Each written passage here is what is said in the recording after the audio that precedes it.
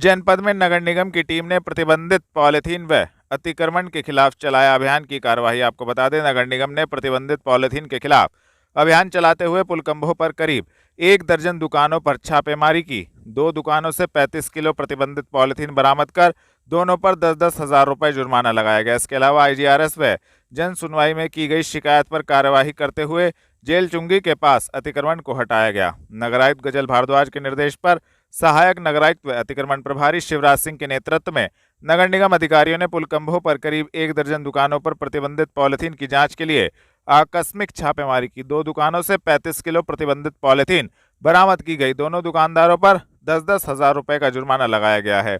इसके अलावा जेल चुंगी के पास सड़क पर बाथरूम बनाकर किए गए अतिक्रमण की शिकायत माया देवी नामक एक महिला द्वारा IGRS पोर्टल व जन सुनवाई में की गई थी। नगर निगम द्वारा अतिक्रमणकारी को स्वयं अतिक्रमण हटाने के लिए समय दिया गया था, लेकिन कई माह तक भी जब अतिक्रमण नहीं हटाया गया तो नगरायुक्त के निर्देश पर अतिक्रमण हटाओ दस्ते ने वहां पहुंचकर उक्त अतिक्रमण को हटा दिया।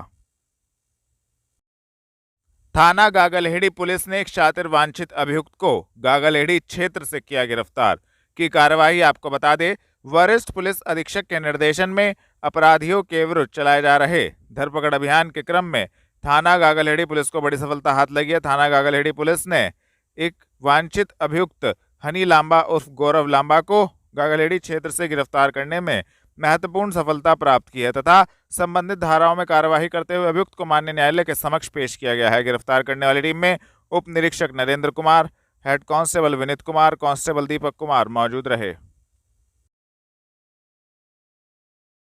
थाना रामपुर मनिहारान पुलिस ने हत्या की घटना का किया सफल अनावरण। एक हत्यारोपी को रामपुर मनिहारान क्षेत्र से किया गिरफ्तार। आपको बता दें, वरिष्ठ पुलिस अधीक्षक के निर्देशन में अपराधियों के विरुद्ध चलाए जा रहे धरपकड़ अभियान के क्रम में थाना रामपुर मनिहारान पुलिस को बड़ी सफलता हाथ लगी है। थाना रामपुर मनिहारान पुलिस ने रामपुर मनिहारान क्षेत्र में हुई हत्या की घटना का सफल अनावरण करते हुए एक हत्यारोपी वंश उर्फ काला पुत्र ललित को रामपुर मनिहारान क्षेत्र से गिरफ्तार करने में महत्वपूर्ण सफलता प्राप्त की है। इस संबंध में SP सिटी अभिमन्यु मांगलिक ने पुलिस लाइन में प्रेस वार्ता कर मामले का खुलासा किया तथा संबंधित जानकारी दी। खुलासा किया गया जी 30 तारीख की सुबह सूचना मिलती है रामपुर मनिहारन पुलिस को कि मनानी स्टेशन के पास एक खेत है, वहाँ पे एक डेड बॉडी मिली है। वहाँ पे तुरंत सूचना पाते ही पुलिस मौके पे पहुँचती है। मौके पहुँचने के बाद शव को अपनी कस्टडी में लिया जाता है और उसको आइडेंटिफाई कराने का प्रयास किया जाता है।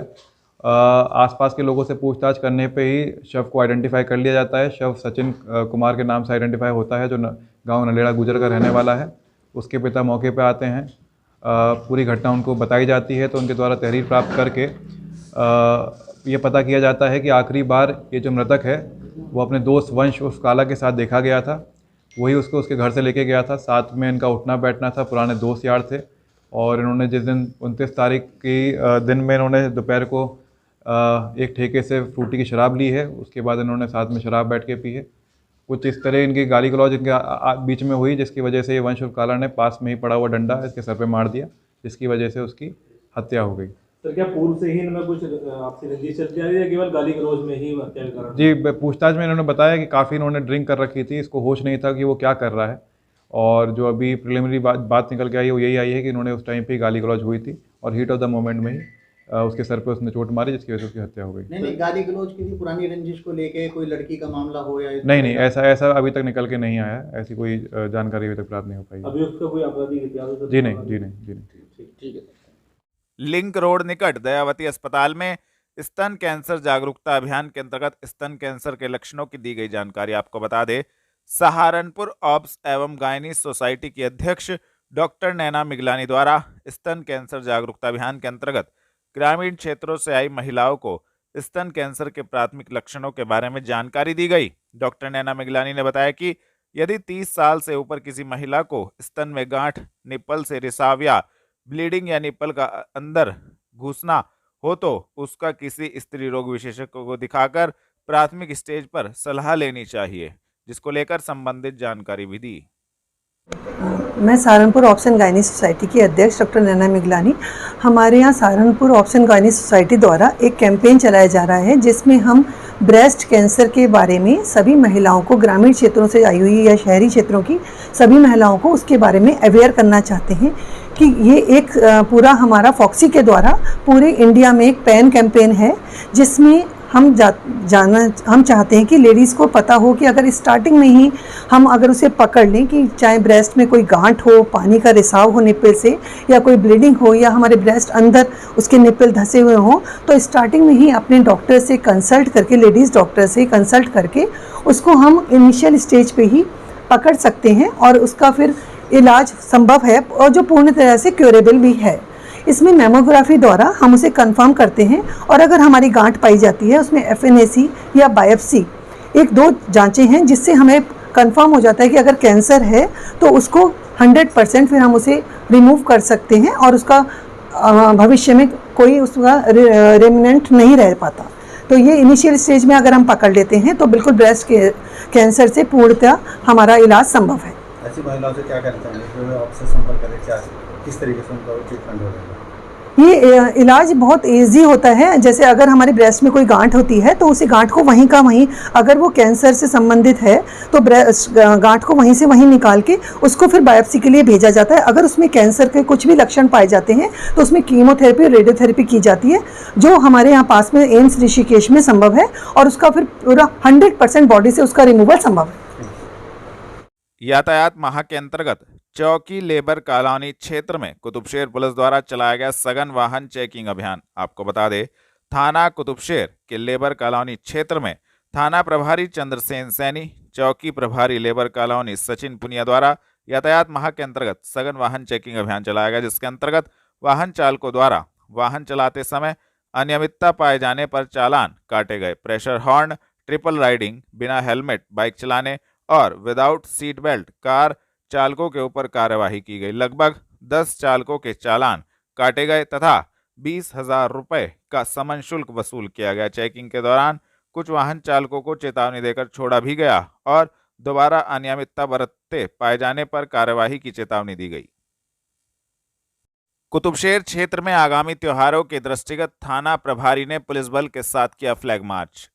आपको बता दें, SSP डॉक्टर विपिन ताड़ा के निर्देशन में आगामी त्योहारों के दृष्टिगत पुलिस बल पूरी तरह से अलर्ट है। त्योहारों को सकुशल संपन्न कराने हेतु जगह जगह फ्लैग मार्च किया जा रहा है तथा संदिग्ध लोगों एवं वाहनों की चेकिंग की जा रही है। इसी क्रम में थाना कुतुबशेर प्रभारी चंद्रसेन सैनी के नेतृत्व में पुलिस बल ने क्षेत्र में फ्लैग मार्च निकाला तथा संदिग्ध व्यक्तियों एवं वाहनों को चेक किया गया और संदिग्ध व्यक्तियों से पूछताछ भी की गई। लोगों को सुरक्षा का एहसास कराया गया।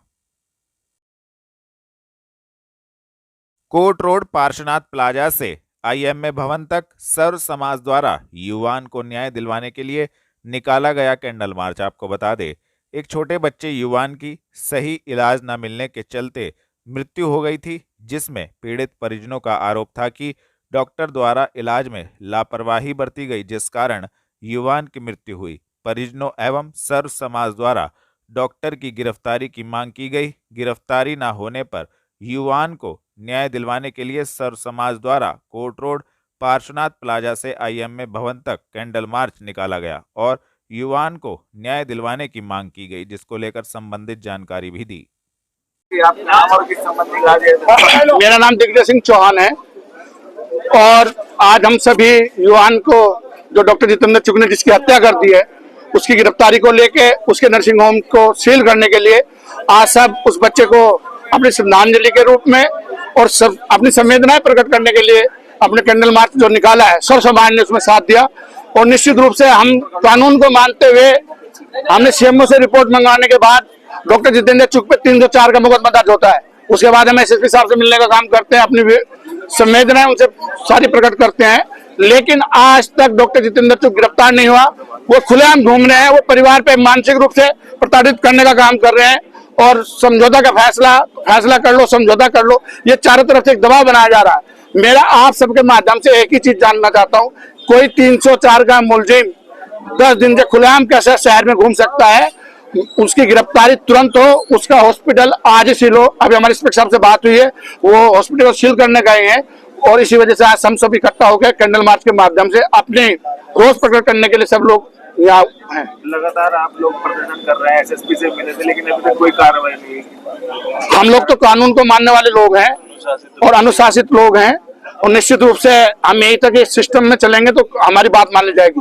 लेकिन आज भी हम उसी सिस्टम में अपने कैंडल मार्च के शांतिपूर्ण तरीके से निकालने का काम किया, और निश्चित रूप से सब में बड़ा आक्रोश है इस बात को लेकर कि इतने दिन के बावजूद भी आज डॉक्टर जितेंद्र की गिरफ्तारी नहीं हुई, और उस चीज का रोष है सब समाज में। सुखजिंदर पंडित, बच्चा मेरा बेटा है और मैं 6 तारीख को हॉस्पिटल गया लेके। बच्चा रात में ठीक था, बिल्कुल हल्के पेट दर्द में गया था लेके। सुबह तक डॉक्टर साहब ने रात को इमरजेंसी फीस ली, सुबह तक डॉक्टर साहब नहीं आए। बच्चा एक्सपायर हो गया। एक्सपायर होने के बाद 1 घंटा बाद डॉक्टर साहब आए, तब उन्होंने बच्चे को मृतक घोषित किया। उसके बाद से हमने डॉक्टर साहब को कुछ नहीं कहा। हमारा विश्वास कानून पर था। हमने कप्तान साहब से मिले, सीएमओ साहब ने रिपोर्ट दी, उसमें डॉक्टर दोषी पाया गया। 304 का मुकदमा है डॉक्टर के ऊपर, लेकिन अभी तक 10 दिन हो गए हैं, अभी तक डॉक्टर को ना ओपीडी चल रही है और ना उसे उठाया गया वहां से।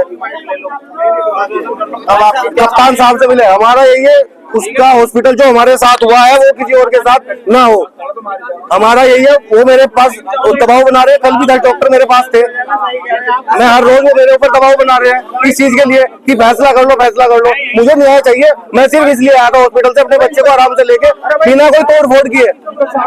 मैं इसलिए आया था वहां से कि मुझे न्याय मिलेगा।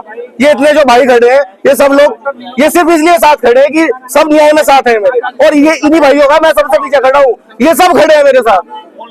बस मैं यही कहना चाहता हूँ, न्याय के लिए ही कप्तान साहब के पास गए थे, सभी के पास न्याय के लिए जा रहे हैं, लेकिन अभी तक इसमें कुछ नहीं हुआ। 1 महीना होने को आ रहा है। देखिए, ऐसा है कि जब एक आरोपी डॉक्टर ने हमारे बच्चे की जब हत्या कर दी, और उस हत्या के बाद जब यहाँ के सीएमओ ने जांच करी और जांच में उसे दोषी पाया, और उसके बाद 304 का जब मुकदमा उसके खिलाफ हो गया, तो मेरा तो प्रशासन से सिर्फ एक ही सवाल है, जब आप एक 151 के मुलजिम को जेल भेजने का काम करते हो, तो एक डॉक्टर जिसने एक बच्चे की हत्या कर दी, तो ऐसा कौन सा दबाव है कि आप उसे जेल भेज नहीं रहे? जेल भेजना तो दूर, वो आज भी अपनी ओपीडी चला रहा है। जब उसने हमारे एक बच्चे की हत्या कर दी, न जाने कितने बच्चे और आज मरने के कगार पे होंगे। तो ये जितने यहाँ लोग बैठे हैं सब जागरूक लोग हैं, ये किसी दल के लोग नहीं है।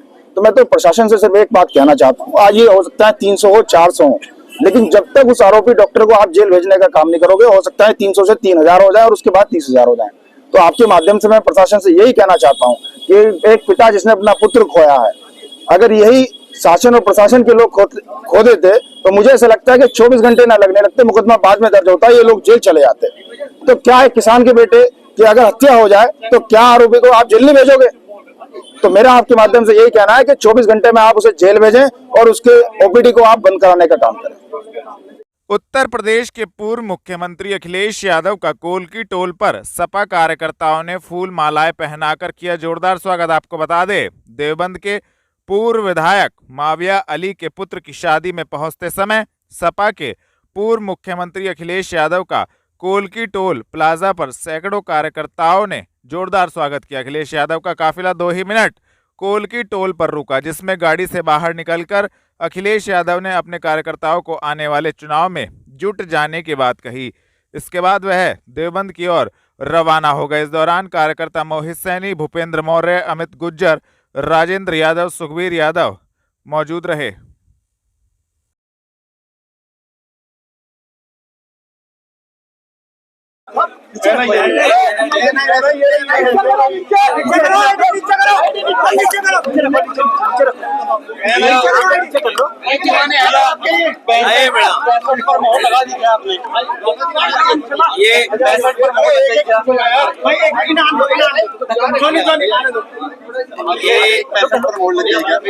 देवबंद में आना और इससे पहले भी मैं देवबंद में आया था, मुझे याद है। यही देवबंद में एक चुनावी रैली हम लोगों ने की थी, जिस समय समाजवादी पार्टी का अलायंस था और यहाँ की जनता ने समाजवादियों की मदद की, और उसका परिणाम ये हुआ कि लोकसभा यहाँ से समाजवादी पार्टी और अलायंस जीत के गई। अभी हाल ही में जो चुनाव हुआ उसमें भी सहारनपुर ने समाजवादी पार्टी को बड़े पैमाने पे जीत दिलाई, जो सीटें हम लोग हारे वो कहीं ना कहीं जो कमियां रही हैं उन कमियों को दूर करेंगे। देवबंद वो स्थान है जो दुनिया में जाना जाता है। ये ऐतिहासिक धरती जिसने आजादी की लड़ाई में और देश को आजादी दिलाने में अगर उन्हें जान भी न्यौछावर करनी पड़ी होगी तो यहाँ के लोग पीछे नहीं हटे। उस समय अंग्रेजों के खिलाफ और देश के हित में जो देवबंद का योगदान है वो भुलाया नहीं जा सकता।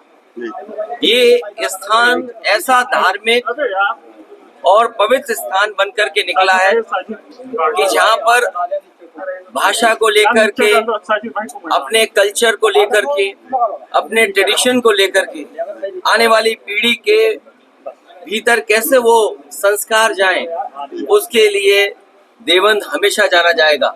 ये वो स्थान है जिसने उर्दू में शिक्षा दी, लोगों का जीवन बदला है। ऐसी जगह आकर के अपने कार्यकर्ता नेताओं से मिलने के बाद मुझे पूरा भरोसा है कि जो समाजवादी सिद्धांत है कि गंगा जमनी तहजीब, जो भाईचारा, जो आपसी प्रेम है, उसको वापस लौटाने के लिए समाजवादी लोग लगातार काम करते रहेंगे। और मुझे उम्मीद है कि देवबंद ही नहीं बल्कि सहारनपुर और आसपास आने वाले समय में भारतीय जनता पार्टी को हटाने का काम करेंगे। सर 65 को लेकर आपने संकेत दिए हैं 65 सीटों पर लड़ने के लिए, 15 सिर्फ आप गठबंधन को देना चाह रहे हैं। क्या लगता है कि गठबंधन संतुष्ट हो पाएगा उन 15? अभी तक जितने भी गठबंधन समाजवादी पार्टी ने किए हैं, समाजवादी पार्टी की कोशिश रही है कि गठबंधन के सहयोगी दलों का पूरा सम्मान किया जाए।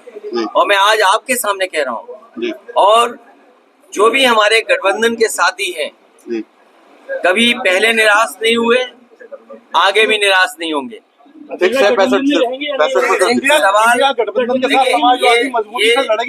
ये जो गिनती है वो इसलिए भी थी कि वहाँ पर जो लोग, जो प्रदेश के काकांडी के लोग आए थे, उन्होंने, कई लोगों ने कई तरह के सुझाव दिए कि समाजवादी पार्टी को इतनी सीटें लड़नी चाहिए, समाजवादी पार्टी को इतनी संख्या की सीटों पर दावा करना चाहिए। लेकिन मैं आपसे कह रहा हूँ, अभी तक जितने हमने गठबंधन किए हैं, कोशिश हुई है कि किसी गठबंधन को जो साथी हो उसको निराश न करें।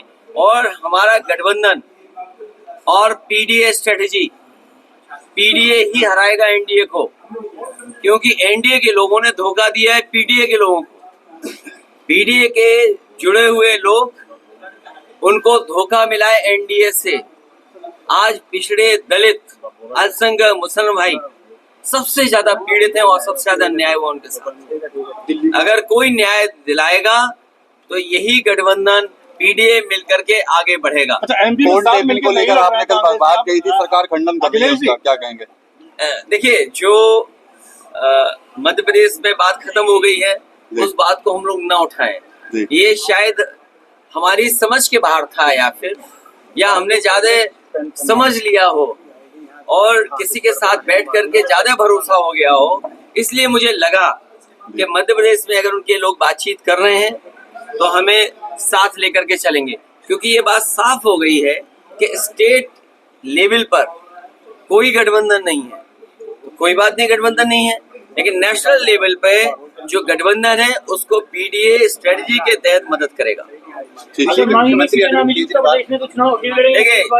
अरविंद केजरीवाल जी हों या आदरणीय मोहम्मद आजम खान साहब हों या समाजवादी पार्टी के और विधायक हों, ये हमारे साथी जो खड़े हमारे साथ हैं, अगर जनता की आवाज उठाएं तो इन पे मुकदमा लग जाएगा, और लग गए होंगे न जाने कितने। ये आवाज उठाएंगे तो 20, 25, 30 मुकदमे इन पे भी लग जाएंगे। सर, अरविंद केजरीवाल हो या आदरणीय आजम खान साहब का परिवार हो, ये सब इसलिए परेशान किए जा रहे हैं क्योंकि बीजेपी को ये लगता है कि ये ताकत बनकर के उभरेंगे। अगर इनको दबा दोगे, यहाँ इनको डिमोरलाइज कर दोगे तो इनका दल पूरा डिमोरलाइज हो जाएगा।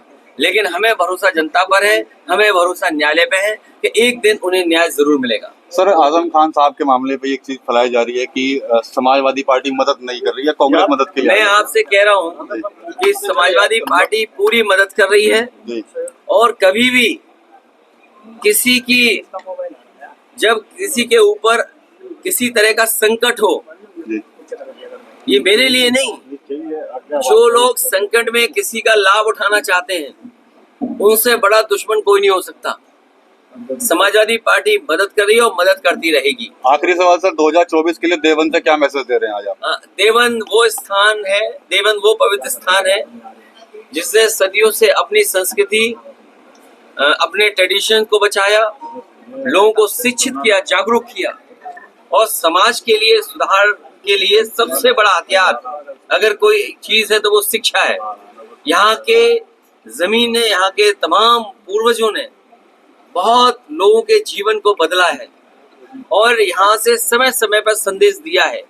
जो अपनी हेरिटेज, अपने ट्रेडिशन, अपने कल्चर को बचा करके चलता हो वही आगे खुशहाल होता है, तरक्की करता है। ऐसी पवित्र स्थान पर, ऐसी स्थान पर जो न केवल देश और दुनिया में